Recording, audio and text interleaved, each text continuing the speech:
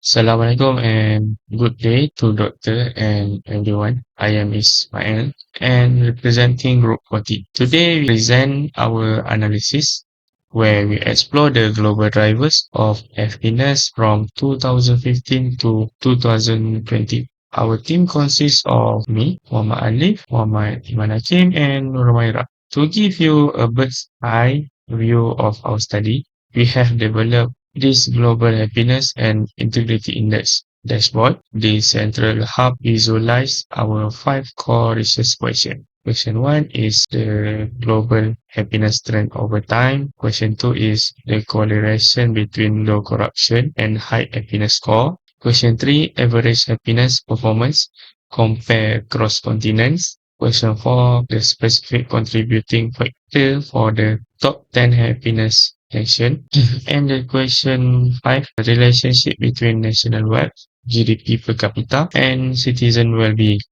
Let's start with the first trend identified in our dashboard, global average happiness between 2015 and 2016. Scores remain stable at approximately 5.44. While we observe a peak in 2017, followed by a decline to 5-year low in 2019, the data revealed a significant shift in 2020. Despite the global pandemic, the average happiness score spiked to a period high of 5.56. As shown in our multi-chart dashboard, this trend set the baseline for how other factors like wealth and integrity interact with global well-being. This surprising trend in 2020 raised important questions about what truly drives happiness during a crisis. To discuss how corruption level and regional differences play a role in these numbers, I will now pass the floor to our next presenter. Assalamualaikum warahmatullahi wabarakatuh. My name is Muhammad Shami Muhammad Nizam.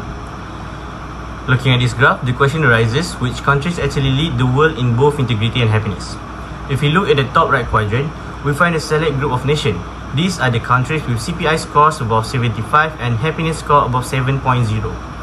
Historically and in this data, this elite group is dominated by Nordic countries like Denmark, Finland, Norway and Sweden, along with others like New Zealand and Switzerland. This nation proved that when corruption is low, social trust and public well-being thrive.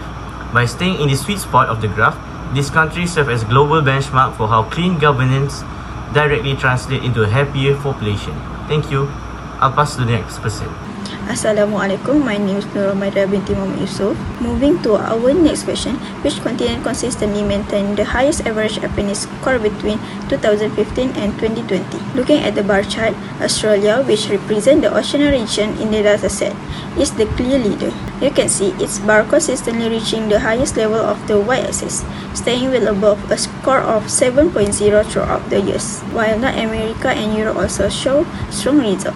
Australia maintains a more stable and higher average. This is likely because the region consists of high-performing nations with very little internal variance compared to the larger, more diverse continents. So, in summary, Australia has proven to be the most consistently happy continent over the 5-year period, setting the global standard for regional well-being. Now, let's break down the specific factors that make these top 10 countries the happiest in the world. Looking at this third bar chart, we can see a clear pattern. While multiple factors are at play, one specific segment consistently dominates the score for almost every country, the light blue section. This represents social support. In leading nations like Norway, Denmark, and Switzerland, having a reliable social safety net and strong community ties contribute more to the overall happiness score than any other single factors, including GDP or health. This highlights a vital insight where wealth and health are important. The stronger foundation for happiness in this top-tier nation is the strength of their human connections. Thank you. Assalamualaikum. My name is Muhammad Iman Kimbe Abdullah. Today I'm going to explain, does a higher national income actually lead to a happier life? Let's look at the data. On the bottom, we measure wealth or GDP per capita, and on the side, we measure the happiness score. See this upward slope? There's a clear positive correlation. As countries get wealthier, the happiness score tend to rise. Wealthy regions like Europe and North America led to peg, while developing regions are still climbing the ladders. The data show prosperity is a powerful foundation for well-being. That's all for me. Thank you.